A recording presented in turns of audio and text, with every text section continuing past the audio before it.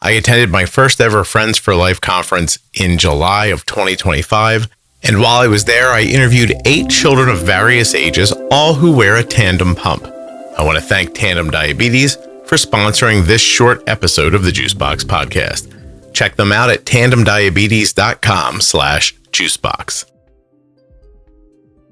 Nothing you hear on the Juicebox Podcast should be considered advice, medical or otherwise. Always consult a physician before making any changes to your healthcare plan. The episode you're about to listen to is sponsored by Tandem Mobi, the impressively small insulin pump. Tandem Mobi features Tandem's newest algorithm, Control IQ Plus technology. It's designed for greater discretion, more freedom, and improved time and range. Learn more and get started today at tandemdiabetes.com/juicebox.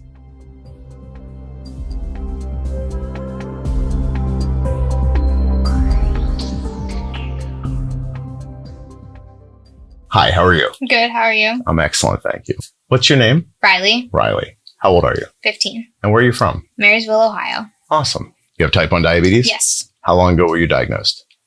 12 years. 12 years ago when you were 3. Yes. Do you remember anything about that? It was on my brother's birthday. So Go ahead. we were at like Chuck E. Cheese or something, and we were not Chuck E. Cheese. That's where we went after I got released from the hospital. My mom, she was like, I need to take my daughter to the doctors because she's like wetting the bed and she's always thirsty and she's just like sleeping all the time. Mm-hmm. So she took me to the doctor and he's like, you need to take her to the ER right now. Right. So, but I was really hungry, so we stopped for Burger King. So when we got to the hospital, and I remember like we were in this big room, but there were like a bunch of toys in there. So they gave me like a coloring book because I was just like sitting there and I was like crying because I didn't want to be there. Right. And then I remember I was like, there was one time I was sitting in the room. I had Band-Aids all over like all 10 of my fingers. Mm-hmm. And I was eating like the American like Kraft singles and baby carrots. And I was just sitting there. Eating cheese slices and baby carrots? Yes. What were the Band-Aids on your fingers for? From all the times I had to poke my fingers to check my blood sugar. Oh my gosh. Yeah, because this was 2013. So they didn't like have Dexcoms or insulin pumps then. So I had like Band-Aids all over me from where they had to give injections and stuff. Right. So, and then after that, since it was my brother's 2nd birthday, we went to Chuck E. Cheese, and I remember crying because everyone was getting like the triangle slices of cake, but I had to get the 2x2 square. They don't different carbs? Yeah. Oh. So they could actually count the carbs, make sure I got enough insulin. So you've grown up with type 1 diabetes. Have there been moments where you've like felt like you've overcome something? Have there been moments where it's been hard? Yes. There are like, so I play lacrosse for my school. And there are many times where I've had to like sit out because I'm too low or I have ketones, so I can't do anything, but I still have to be there. Yeah. So I'm just watching everyone play or practice or something. How does that make you feel? I feel like people are like judging me because I'm sitting out, but there's nothing I can do about it. Okay. So do you feel supported by some friends and others not? So you have a good circle of friends? Amazing friends. How did you make that happen? Did you like tell them about your diabetes? Did you? Well, they kind of already knew. Okay. Because like I went to like a smaller elementary school. Mm-hmm. So you're the kid with diabetes. So everyone knows. Oh, I see. There's no other kids. It was you. It was me until 3rd grade. And then somebody else showed up? Yeah. Well, she was already there, but she was diagnosed. Yeah. Crazy question, but did it make you feel better when somebody else was there with type 1? Yes. It did. Because we were like best friends. Like we shared like the stories and we're just there. You know her still today? Yes. Oh, that's awesome. So you're here today at Friends for Life. Yes. There's a ton of kids here with type 1. What does it feel like to be around so many people? We're in CGMs, Mobi pumps, stuff like that. I feel more like, since most people here have type 1, we're like not such a smaller group. It's like the majority of the people here have it. Yeah. So it's like.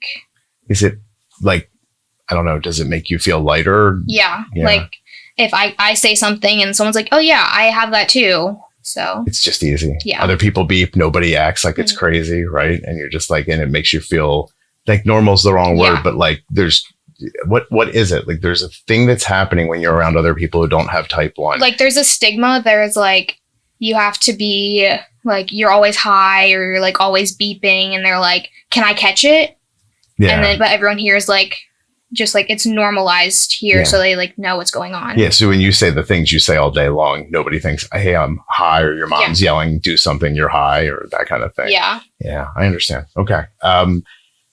So you told me about the day you were diagnosed.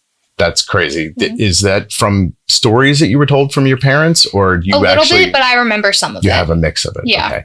And then growing up, you've got friends, they're supporting you. What has been, tell me about a moment, I guess, where you thought like, I can't believe I accomplished this. And you had like a big accomplishment despite diabetes.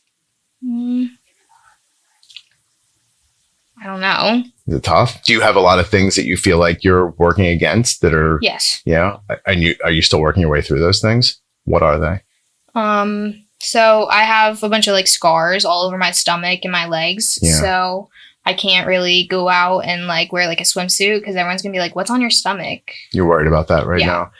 And it makes you feel self-conscious. Yes. Yeah. I bet you that gets better as you get older. I hope it does for you. I've watched it with my daughter. Like she's like, do you hide your devices? Sometimes. What insulin pump do you wear? I'm currently on injections. You're doing injections right now. Are you getting a pump?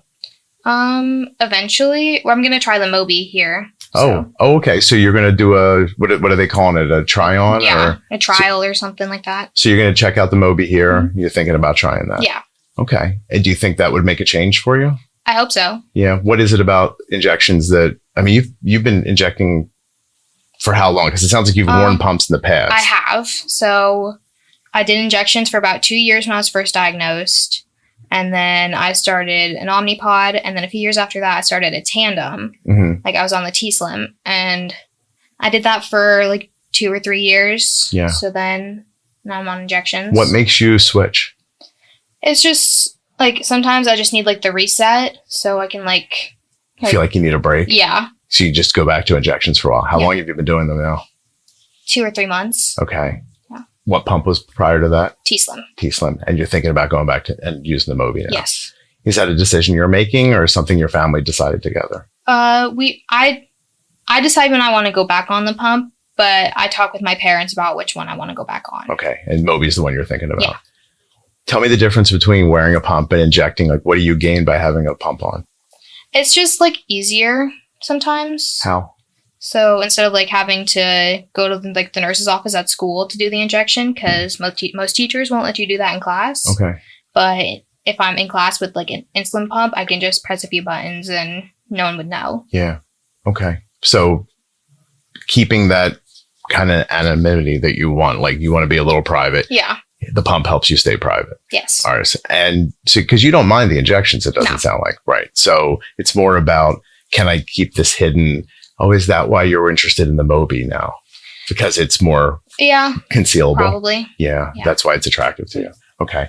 Tell me how, I guess, when you make that decision to go back and use the pump again, what do you think? What do you think's going to happen? Like, do you know what I mean? Like, do you have in your mind, like, I'm going to get a pump and then this is going to change? Sometimes at the end of when I decide to go off the pump, my blood sugars are a little higher. Mm-hmm. So then I go on the injections, and then when the injections are like keeping my blood sugar a little higher, that's when I go back on the pump. So I'm hoping that it'll keep them lower. You see more stable A1Cs when you're pumping? Yeah. Do you like the Control IQ? Yes. Yeah. How come? What does it do for you? It's easier to like understand from like other insulin pumps. Mm-hmm.